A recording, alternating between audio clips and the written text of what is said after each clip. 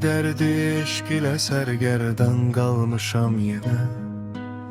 Qəlbim içrə yanar ateş sönməz əsla bir kərə.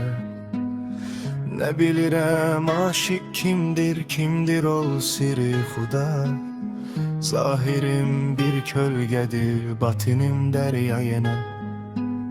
Pərdə üstə pərdə var, sir içində sir gizli.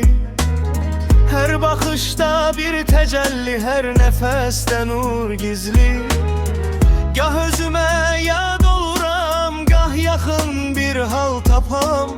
Kim baxır, kim görünür, bu həqiqət sirir gizli. Bir səda var sinəmdə, adı yox amma diri.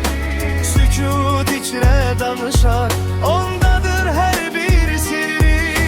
Sər qıldım mən bu yoldan, keçdim öz varlığımdan. Bir iz qaldı könlümdə, silinməz o yadigardan.